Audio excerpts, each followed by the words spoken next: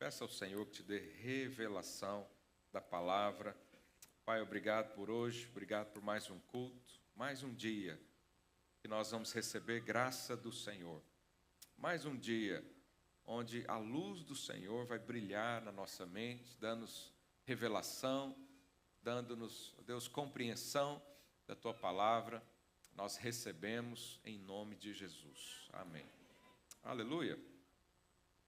O Evangelho de Lucas, capítulo 22, verso 19, a Bíblia diz: E tomando um pão, tendo dado graças, o partiu e lhes disse, e lhes deu, dizendo: Isso é o meu corpo oferecido por vós.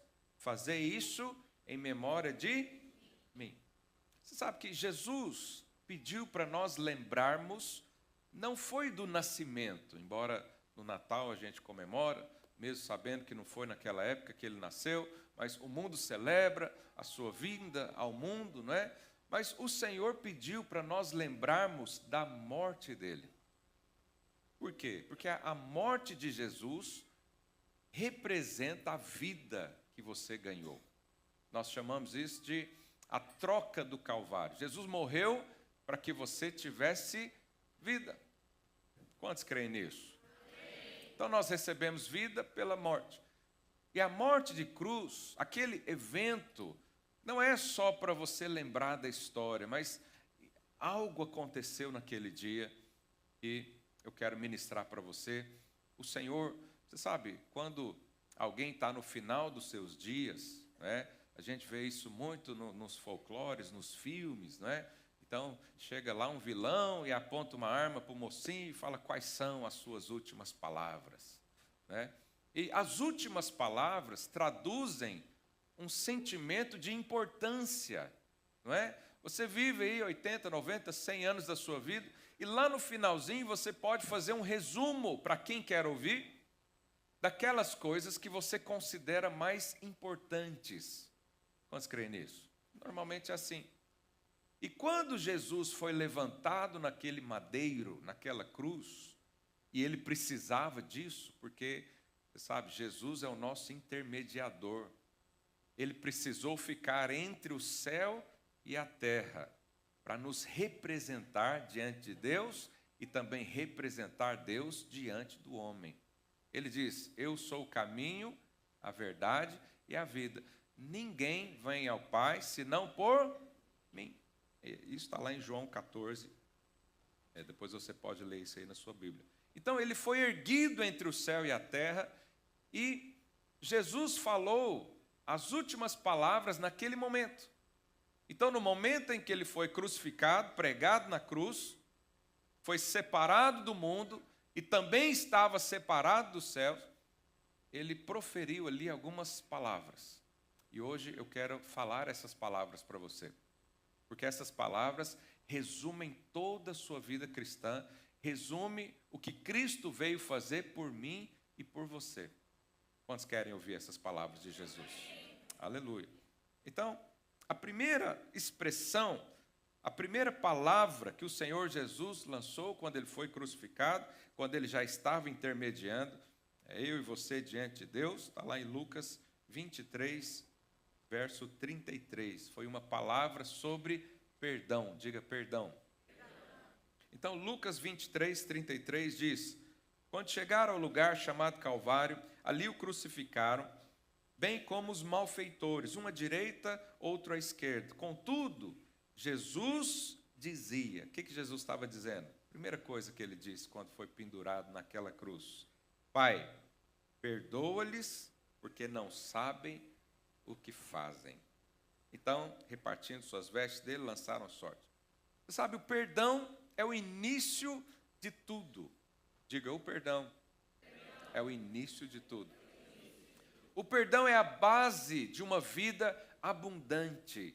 Aqueles cristãos, aqueles filhos de Deus que têm certeza do perdão, eles vivem em paz, em alegria no Espírito. Aqueles que têm convicção de que todos os seus pecados, a sua iniquidade, as suas raízes malignas, tudo isso foi lavado, perdoado, foi garantido por Jesus a liberdade a preço de sangue. Então, quem tem convicção disso, vive uma vida plena. Por que às vezes não desfrutamos de uma vida em abundância? Porque nós ainda temos lembranças do passado. Por que você tem medo? Por que as pessoas têm medo na vida? Você já parou para pensar nisso? Eu tenho medo de andar de avião. Alguém tem medo de andar de avião? Na verdade, você tem medo é que o avião caia. Você não tem medo do avião. Eu tenho medo de cobra. Não, você tem medo que a cobra morda você e você morra. No final de tudo, o medo é por causa da morte. Mas por que as pessoas têm medo da morte? Porque sabem que depois da morte vai se encontrar com Deus. E quando elas estão condenadas, culpadas, com sentimento de dívida, elas querem ver todo mundo, menos Deus. Porque ela tem receio. Mas quando você sabe que os seus pecados foram perdoados, você anda de avião tranquilo. Toda vez eu entro no avião, eu falo, Senhor, se for hoje, estou bem. Vou encontrar o Senhor daqui a pouco. Mas aí não acontece, então estou aqui ainda. Mas não tenho medo de morrer. Por quê? Porque eu vou estar com Ele. Não tenho medo de faltar nada. Por que você tem medo de faltar dinheiro? Porque se faltar dinheiro, vai faltar suprimento, vai faltar emprego, vai faltar família, vai faltar saúde, vai faltar tudo e no final você morre. E quando morrer, vai se encontrar com Deus. Então as pessoas do mundo querem ser eternas. Porque no final de tudo, todo mundo tem medo de se encontrar com Deus. Mas se você sabe que os seus pecados foram perdoados, você deseja encontrar com Deus. Você não foge de Deus, você corre para Ele. Então, entender essa parte, perceber que os nossos pecados foram perdoados, é a base de uma vida até feliz. Feliz. Romanos 5:1 diz que nós fomos justificados e nós temos paz com Deus. Paz com Deus. Você sabe, quando você não tem paz com alguém, você fica evitando essa pessoa. Quando você está num atrito, seja com um familiar, um amigo, alguém da sociedade, um vizinho, você não quer estar com essa pessoa, mas quando você tem paz, aí você quer estar junto. Muitas pessoas às vezes vêm num culto como esse, Deus está operando sinais e maravilhas, Deus está fazendo, e essa pessoa está aquém. Porque tem medo de Deus. Por que tem medo de Deus? Porque acha que ainda tem culpa. Ainda se sentem condenadas. Pergunta aí, seu vizinho, você já foi livre da condenação? Coloca para mim 1 João, capítulo 1, verso 7. João diz algo interessante. Ele diz, se porém andarmos na luz, o que é andar na luz? Muita gente às vezes confunde e interpreta esse versículo de uma maneira errônea. Andar na luz não significa andar na obediência. Andar na luz não significa andar fazendo tudo o que é certo. João está aqui combatendo o ensino contra agnósticos que não criam que tinham pecado, que eram já seres iluminados. E João está falando de pecado. E quando João diz, se andarmos na luz, ele está dizendo, quando nós nos convertemos. Porque quem é luz? Deus. Deus é luz. Mas Jesus diz que nós somos também sal da terra e luz. Então, presta atenção no que eu vou dizer. Uma vez que você se torna luz, não tem como voltar a ser trevas. Não tem jeito. Não tem jeito. Algo acontece na sua vida. É a mesma coisa que uma borboleta, mesmo se ela pousar no lixo, ela não volta a ser uma lagarta.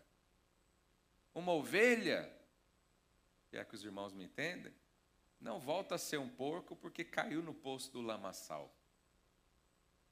Você também, você agora é luz. Então, João está dizendo, se nós que andamos na luz, como Ele está na luz, mantemos comunhão uns com os outros. E o sangue de Jesus, diga, o sangue de Jesus, seu Filho, nos purifica de todo o pecado. Essa expressão nos purifica, no original, ela tem um significado de continuidade. É como se João estivesse falando, nos purifica e continua purificando. Isso significa que, uma vez que você se tornou luz, não há mais pecado na sua vida. Por quê? Porque toda vez que acontece o pecado, o sangue de Jesus já está lá para limpar novamente. Não dá tempo de você se tornar pecador, porque o sangue já foi derramado. Aleluia. Há alguém que crê nessa verdade aqui hoje? Talvez você nunca ouviu isso e seja novo para você. Talvez você ainda crê que você se torna pecador quando peca. Mas não é isso que a Bíblia diz sobre nós, né? À luz da nova aliança. Era assim no Velho Testamento. No Velho Testamento, alguém pecava, ele tinha que ir lá diante de um sacerdote, tinha que levar um animal de acordo com o tamanho do pecado, era o tamanho do animal, e aquele animal recebia simbolicamente os pecados daquela pessoa. E ao ser imolado e o sangue do animal escorrido, então aquele animal pagava pelo pecado daquela pessoa. Mas quando Jesus veio, ele foi o cordeiro. João Batista diz, ele é o cordeiro que tira o pecado do mundo. Então, quando você recebe e crê no sangue de Jesus, isso significa que todos os seus pecados foram perdoados. Quais pecados foram perdoados? Todos ou só alguns? Todos. Até o que vai acontecer amanhã. E depois, você está debaixo de uma cachoeira de sangue. Mal o pecado entra, já é limpo. Aleluia. Então Jesus falou isso. Pai, perdoa. E Jesus pediu para ser perdoado aqueles que nem criam nele ainda. Quanto mais você que olhou para ele, recebeu a luz, recebeu revelação e creu se tornando filho. Fala aí para o seu vizinho, todos os seus pecados foram perdoados. Há também um erro comum, que as pessoas pensam, não, pastor, mas tem que ter o arrependimento para o perdão. Sim, mas o arrependimento que Deus tem para você é um arrependimento total da sua vida. Por que nós confessamos o pecado? Porque nós temos consciência que erramos e precisamos de transformação. Mas a confissão do pecado não é o pré-requisito para o perdão. Porque Deus te perdoou quando você nem nascido não era. Deus te perdoou quando você nem na igreja não andava. Deus te perdoou quando você nem o conhecia. Então, se nós considerarmos que o perdão do pecado está relacionado ou depende da confissão e do arrependimento, nós vamos ter pessoas aqui 50% justas, porque você não consegue se arrepender de tudo de uma vez, você não consegue confessar de tudo, porque às vezes há pecado que você nem lembra. E quando eu era criança, eu fui ensinado a orar assim, Deus, perdoa porque eu menti para o papai e para a mamãe, que eu enganei, e pelos pecados que eu não lembro. Porque havia um peso dessa palavra. Olha, você tem que confessar todos. Se você não confessar, não recebe perdão. Alguém já ouviu isso? Mas o perdão já foi te dado. Ah, pastor, então não preciso confessar o pecado? Claro que precisa. Você precisa reconhecer que erra. Você precisa confessar o irmão para ser curado, como diz o apóstolo Tiago. Mas diante do Pai, você já foi perdoado. Isso é um evento passado que vale para todo o seu futuro. E qual que é a consequência de não crer nessa palavra? Viver debaixo de condenação. Eu não posso. Você sabe, o inimigo quer que você pense que você é impuro. Por quê? Pessoas que pensam que são impuras, vivem como impuras. Fazem coisas impuras. Mas o Senhor quer que você tenha o pensamento que você é justo.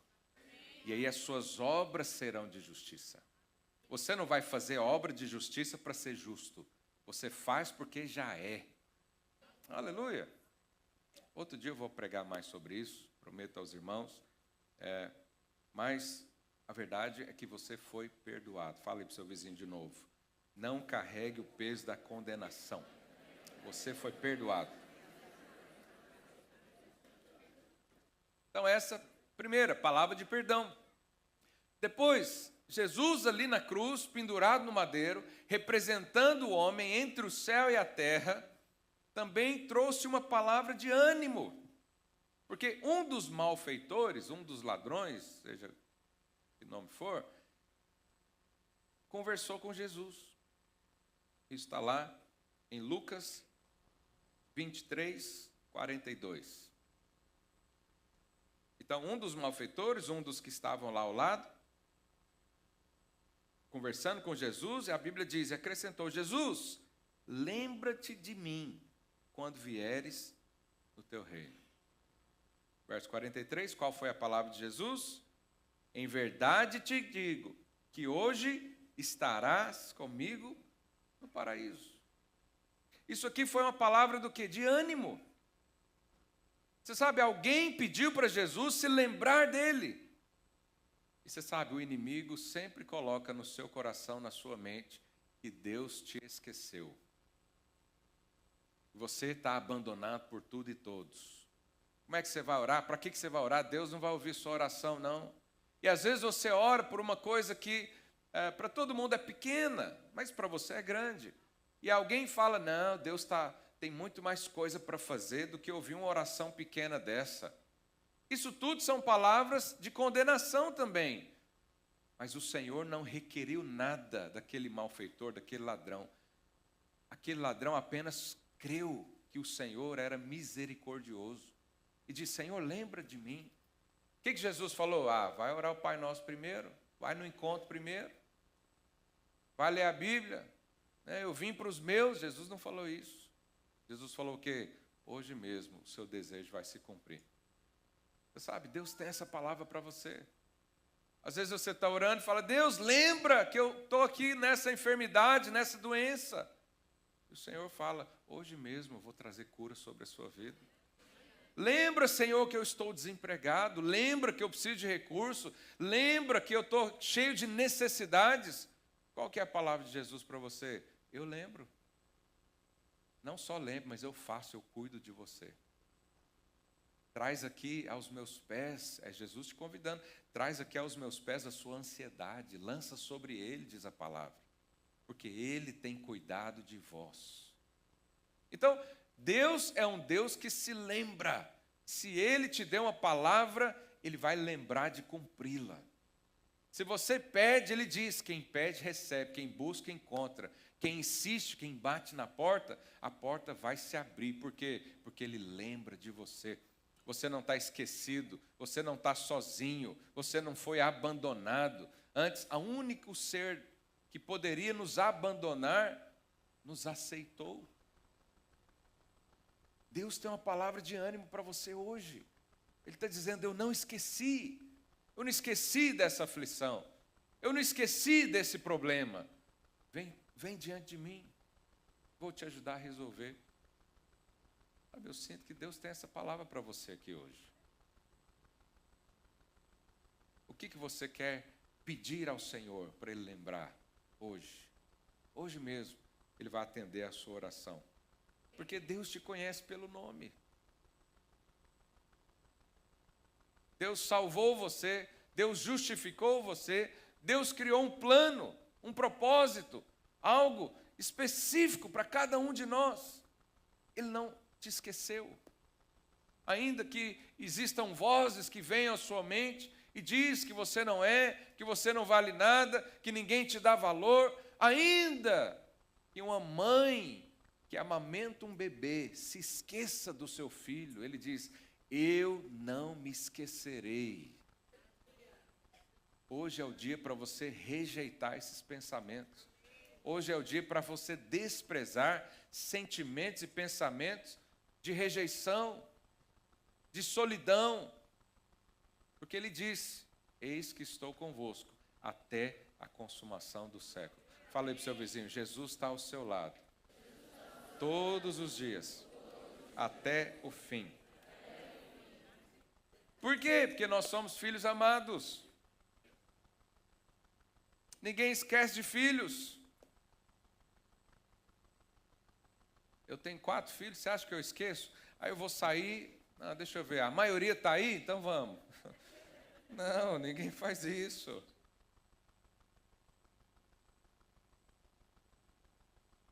Deus sabe tudo da sua vida. Deus sabe a provação que você vai passar amanhã. Ele já está preparando você hoje. Creia nisso. Foi a palavra que o Senhor liberou lá na cruz do Calvário. Aleluia. João 19, 26. E junto à cruz estavam a mãe de Jesus e a irmã dela. E Maria, mulher de Clopas, e Maria Madalena. Vendo Jesus, sua mãe, e junto a ela o discípulo amado, que é João, né? Disse: mulher, eis aí teu filho. Depois disse a João: eis aí a tua mãe. Dessa hora em diante, o discípulo a tomou para casa. Então, Jesus aqui fala uma palavra do quê? De restauração familiar. Você sabe, é difícil perder um filho. Maria estava ali perdendo um filho. Mas o Senhor estava restaurando essa perda, dizendo: está aqui, ó, esse aqui vai ficar no meu lugar. Você sabe, Jesus tem uma palavra de restauração para a sua família. Existem profecias sobre a sua família, existem promessas sobre a sua casa. Jesus quer restaurar, quer unir o coração dos pais aos filhos. É isso que diz lá em Malaquias, que o Senhor irá fazer isso. Ele vai restaurar, restituir. Ele vai investir na comunhão plena, na alegria da casa, da família. Jesus estava ali pendurado, sentindo dor, preocupado nos relacionamentos, como iria ficar sem ele. Sem ele pessoalmente, obviamente. Mas ele estava trazendo ali uma palavra de reconciliação. Olha, você não está perdendo, você está ganhando agora. Olha, você está servindo a Deus. Você sabe, quando maridos servem a Deus, eles aprendem a ser maridos segundo a ótica de Deus. Quando um jovem como esse que subiu aqui, esqueci o nome dele, é Lucas, né? O Lucas vem e diz: 18 anos meu pai talvez tenha abandonado, saído de casa, e de repente, ele se encontra com Jesus, e uma das primeiras reações: eu quero estar com meu pai de novo. Esse é o poder das palavras de Jesus. O casamento estava destruído, arruinado, de repente Jesus entra na história. Diz: vem cá, vou te ensinar a ser esposa, vou te ensinar a ser marido, e tudo vai correr bem. O relacionamento familiar, a casa estava destruída, já não tinha mais alegria, já não tem mais assunto na mesa para sentar e conversar com os filhos. De repente vem Jesus e une novamente. Essa é a palavra que Jesus tem para você. Ele estava ali pendurado no madeiro, preocupado com a sua casa, preocupado com a sua família, preocupado como será o futuro, porque ele tem uma palavra de restituição para a sua casa. Se a sua casa está em desordem, se o seu casamento está em desordem, se os seus relacionamentos familiares apodreceram, desapareceram, creia na restituição. Ora por isso, creia nisso. Nós vamos entrar agora 21 dias de jejum e oração. Coloca lá no alvo: eu quero falar com meu pai de novo, quero falar com a minha mãe de novo, eu quero viver alegria no meu casamento, eu quero ter alegria com os meus filhos, eu quero ter alegria em voltar para casa depois de um dia cansativo. Por quê? Porque o Senhor tem uma palavra de restauração. Qual relacionamento familiar está quebrado na sua vida? Qual deles se perdeu? O que está arruinado? Jesus é especialista em reconstrução.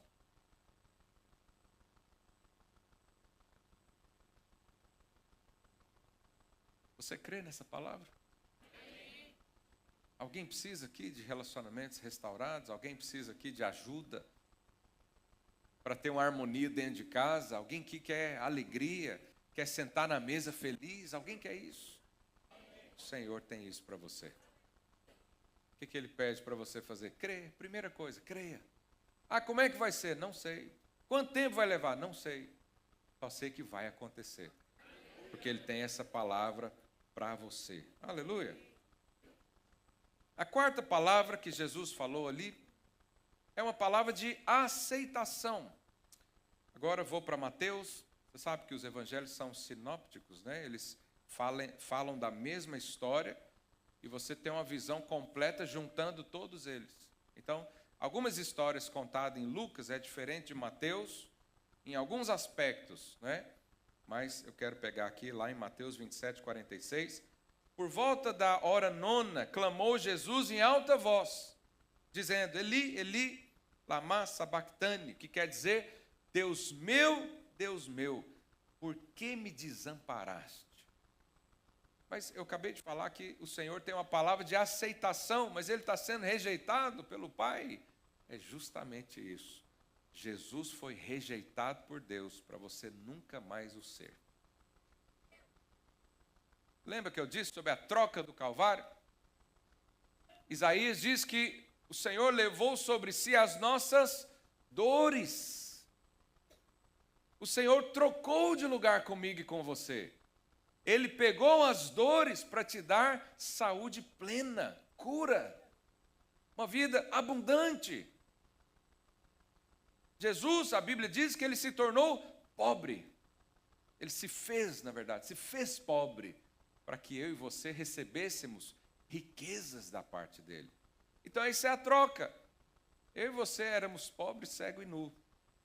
Ele era majestoso, mas Ele se esvaziou disso, trocou de lugar comigo e com você. Aleluia, você pode dizer amém? Amém. Ele recebeu a punição e a ira do Pai, para você receber amor, cuidado e bondade. Então, essa é a troca do Calvário. Quando Jesus expõe essa realidade, quando Jesus diz: Senhor, onde está o Senhor? Ele está sendo literalmente abandonado, para que isso nunca mais aconteça com você. Jesus foi rejeitado para você ser aceito. Ele foi abandonado para você ser recebido. Ele perdeu tudo para você ganhar tudo. Essa é a troca do Calvário.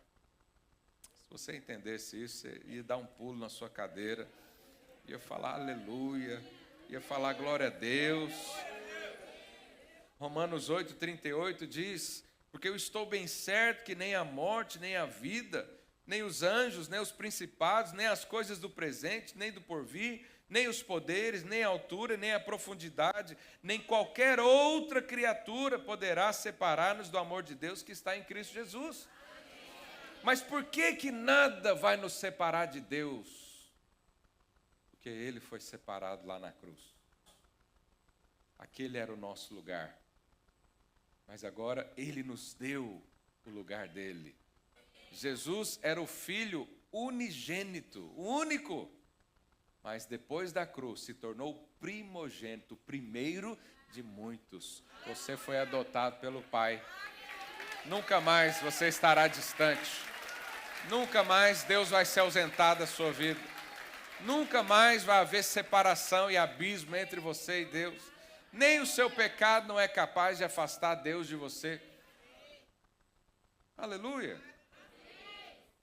Hebreus 12:1 diz: portanto, também nós, visto que temos a rodear-nos tão grande nuvem de testemunhas, desembaraçando-nos de todo o peso e do pecado que tenazmente nos assedia, corramos com perseverança a carreira que nos está proposta, olhando firmemente para o autor e o consumador da fé, Jesus, o qual, em troca da alegria que lhe estava proposta, suportou a cruz.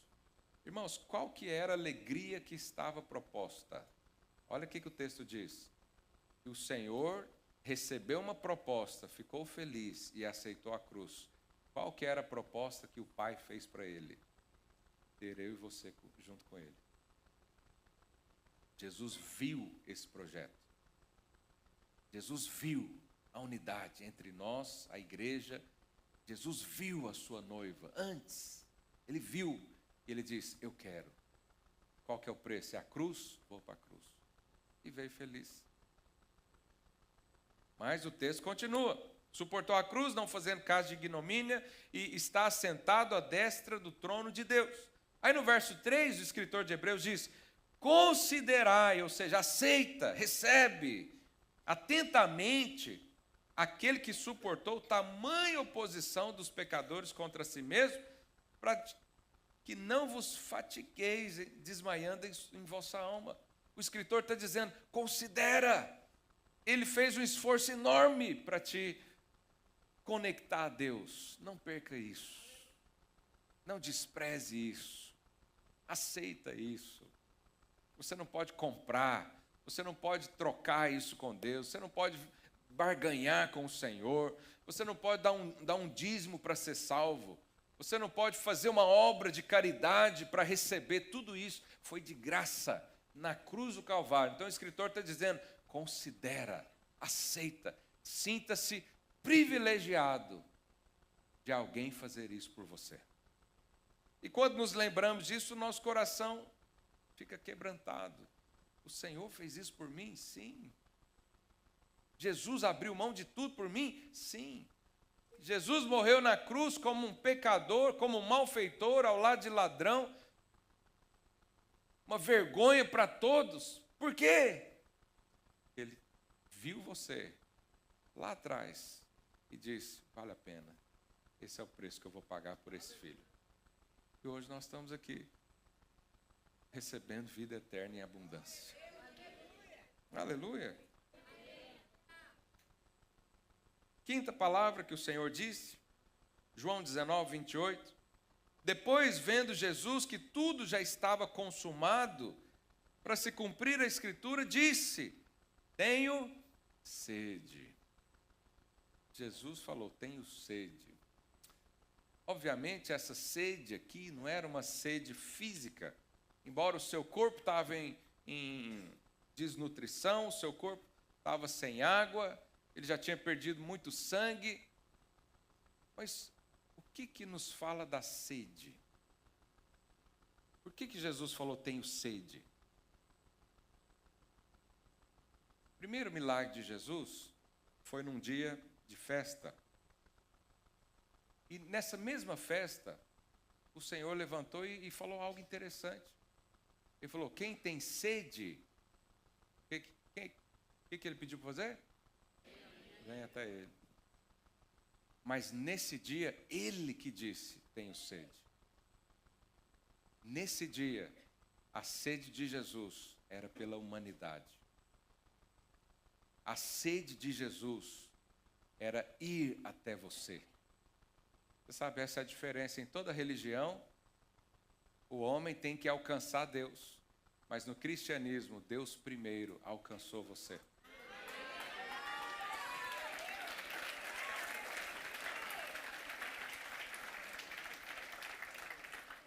Depois que ele fez tudo, depois que estava tudo consumado, ele disse, eu tenho sede da minha noiva.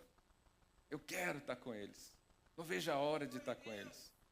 Não vejo a hora deles receberem esse sacrifício e nós andarmos pela eternidade afora. Essa é uma palavra de conexão. Jesus está ali dizendo, eu agora estou conectado a você. Eu quero viver com você. Eu quero que você viva comigo. Você vai ter sede de mim, mas eu já tive sede de você antes.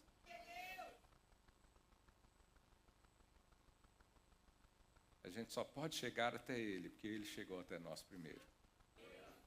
Nós só podemos amar ao Senhor, porque Ele nos amou primeiro. Nós só podemos dar algo a Ele, porque Ele já nos deu tudo. Ele fez isso. É uma palavra de conexão. João 19, 30, a sexta palavra, já estou encerrando, diz, quando, pois, Jesus tomou o vinagre, disse, O que Jesus falou? Está consumado. Terminei. Você sabe, Jesus não é aquele que começa e não termina. Às vezes nós fazemos isso. Homens são assim, começa um projeto, termina. Está difícil, troca. Começa o relacionamento, acaba. O casamento está ruim, desfaz. Mas Jesus não. Ele foi até o fim. E quando ele diz está consumado, ele está dizendo, agora você está livre. Eu já fiz tudo. Tudo que era necessário para você se achegar a Deus foi concluído. Não há mais nada para ser feito. Eu não preciso de Jesus mais o meu esforço. Eu não preciso de Jesus mais a minha obediência. Eu não preciso de Jesus mais a minha consagração. Ele já fez tudo e disse, está feito, está finalizado, acabou, não tem mais obra. A dívida foi paga, o preço foi pago, o sangue foi derramado, a justiça foi feita, a ira acabou. Então isso aqui é uma palavra de vitória. O Senhor quer que eu e você andemos em vitória. E a primeira vitória de um crente é crer que ele já foi salvo, justificado, lavado, glorificado, recebeu tudo de Deus. O seu DNA, ou ADN, como diz em Portugal, mudou. Você foi transformado, você já não é mais aquela pessoa. Por quê? Porque Jesus chegou na história. E Ele fez. Ele disse, o Espírito está pronto. A carne é fraca, a alma precisa de transformação, mas o Espírito instantaneamente recebeu vida. A vida que Deus vive. Então, crer que está tudo consumado é crer que agora eu posso andar pela fé. Agora os pecados foram perdoados. Agora não há mais separação entre nós e o Senhor. Agora fomos livres da condenação. Agora eu tenho uma nova identidade. Agora eu ando em vitória. A vitória contra o mal foi garantida. Ele diz, eu venci e estou te dando agora a autoridade. No meu nome você vai vencer também. No meu nome você vai vencer também. Qual que é a área da sua vida que ainda não tem vitória? Talvez Jesus não está cooperando com isso. Você está fazendo sozinho. Você ainda sente a necessidade de fazer algo para ser aceito por Deus. Enquanto você estiver nesse caminho de fazer algo para ser aceito por Deus, o favor e a graça são anulados. Porque Deus não pode fazer algo porque você fez para Ele. Ele só pode fazer porque Ele quer fazer. Então, muitos às vezes ignoram, não recebem, não aprenderam ainda a receber de graça, porque acha que tem que pagar um preço ainda. Não, Deus te chamou para pagar outros preços, mas a salvação, a justificação pela fé, o perdão pelos seus pecados, não tem preço nenhum, é de graça, tem que ser de graça. Ninguém vai chegar lá no céu falando, ufa, ainda bem que eu paguei o preço, estou aqui. Ninguém. Aliás, pelo contrário, nós vamos chegar lá e dizer, eu não era para estar aqui. Mas o Senhor me colocou. O Senhor pagou o preço, o Senhor abriu as portas. E não só a salvação, mas todas as outras bênçãos também são pela graça. Por quê? Porque Ele disse, está consumado, está feito. Para de se sentir impuro. Para de achar que você não é filho. Para de andar debaixo de condenação, porque Ele mesmo disse, está feito, está consumado, está acabada, a minha obra valeu. Falei para o seu vizinho, não aceita a condenação, ande em vitória.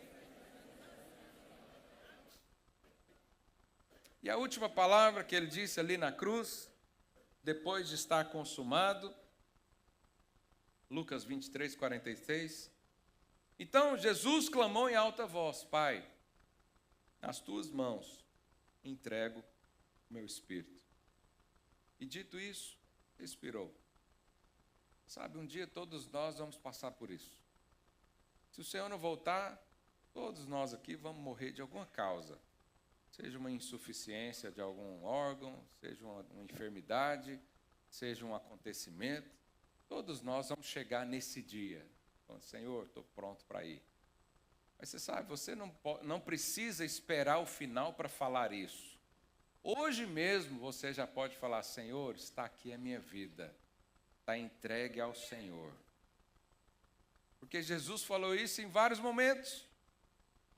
Em vários momentos o Senhor disse, eu não estou aqui por minha causa, eu estou aqui porque o Pai me enviou.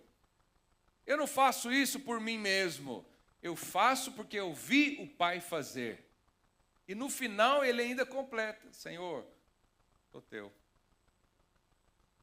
Pode me levar. Sabe, eu e você precisamos dessa consciência. Qual consciência? Tudo que nós fazemos nessa vida é para Deus. Você tem essa consciência? Você tem essa alegria de falar tudo que eu tenho é para o Senhor? Está aqui, Senhor, está aqui meu espírito, está aqui minha alma, está aqui meus bens, está aqui meu tempo, está aqui minha disposição, está aqui minha casa, está aqui minha família, diante do Senhor. O viver é Cristo e o morrer é lucro. Essa foi a última palavra de Jesus. Jesus entregou o tempo todo. Então ele não andava oprimido, ele não andava aflito da sua alma, ele não andava desanimado. Por quê? Porque a vida dele era para o Pai, era para um propósito, era para servir aquele que reina. Você sabe, hoje, o meu convite para você é orar da mesma maneira. Mas hoje eu quero perguntar para você, qual dessas palavras você precisa para o seu coração hoje? O Senhor liberou uma palavra de perdão, o Senhor liberou uma palavra de consolo, o Senhor liberou uma palavra de restauração familiar, o Senhor liberou uma palavra de aceitação, o Senhor liberou uma palavra de conexão, de amor, uma outra palavra de vitória e palavra de esperança. Tudo isso, naquele momento, tudo isso Ele falou, tudo isso é para mim e para você. Hoje eu quero convidar você a orar e receber essas palavras de Jesus. Falar, Senhor, eu realmente estou precisando. Estou precisando de uma palavra de esperança. Estou precisando de uma palavra de ânimo. Eu estou precisando ouvir que eu fui perdoado, porque eu estou cheio de condenação, estou cheio de culpa, não consigo fluir no Espírito direito. O inimigo vem falando, como é que você vai fluir se você está sujo, se você fez isso, deixou de fazer aquilo outro. Não, eu estou precisando de uma palavra de restauração familiar. Minha família está um caos, está uma bagunça, não consigo olhar um para o outro, não consigo ter aquele relacionamento. Aí eu preciso de uma palavra que me consola, que me faz olhar lá para frente. Você sabe, Deus tem uma palavra específica para você hoje. Hoje. Os irmãos do louvor já podem subir. Queria que você fechasse os seus olhos. Receba essas palavras de Jesus, o próprio Jesus falando para você. O próprio Senhor reafirmando hoje a sua identidade, reafirmando hoje quem você é, reafirmando hoje que você faz parte da vida dele, que você foi comprado com preço de sangue, que agora não há mais separação, agora não há mais distância, agora não há mais silêncio da parte de Deus, porque agora você foi unido a Ele. Recebe essa palavra no seu coração, recebe essas verdades como armas contra toda mentira, contra todo sofisma na sua mente. Em nome de Jesus, receba agora uma palavra de perdão, receba agora uma palavra de consolo, receba agora a restauração familiar, sonhos, visões proféticas acerca da sua casa. Receba agora a palavra de aceitação. Ele aceitou você, Ele trocou de lugar, Ele colocou você no lugar dEle, na posição de filho e filho amado. Recebe agora uma palavra de amor. Ele está dizendo, eu tenho sede de você, eu quero estar com você todos os dias, eu quero relacionamento, eu não quero religião, eu quero relacionamento com você. Eu tenho sede da humanidade, disse Jesus naquele dia. Recebe uma palavra de vitória, ele diz, está consumado, você não precisa de mais nada, agora você precisa andar pela fé, você precisa crer que tudo que você precisa está nele. Para de buscar em outros lugares, para de buscar uma saciedade em outros lugares. Ele é o pão vivo que veio dos céus. Ele traz alimento por completo na sua vida. Recebe essa palavra em nome do Senhor Jesus. Recebe essa palavra de esperança. Entrega para o Senhor a sua vida. Diga: Senhor, eu sou teu. Eu sou do Senhor. Eu nasci para o Senhor. A minha alma não é completa com mais nada nesse mundo. Aliás, tudo nesse mundo me causa problemas. Mas o Senhor é aquele que mata a sede. O Senhor é aquele que é tudo. E no Senhor hoje recebemos tudo. O que você precisa receber diante de Deus? Fica em pé no seu lugar. Fala para o Senhor, o que você está precisando? Ele diz: quem pede, recebe. Aí no seu lugar, individualmente, você e Deus agora. O que você precisa do Senhor hoje? Todas as palavras foram lançadas quando Jesus estava entre o céu e a terra, fazendo a conexão entre você e o Pai. Você agora pode ouvir a Deus, você agora pode ser ouvido por Deus, você agora pode receber pela fé, de graça. Ele não pede nada para você. Você não tem que pagar nada, você não tem que merecer nada. Você pode receber pela graça. Fala para o Senhor, quero ouvir sua voz. Fala para o Senhor o que você está precisando hoje.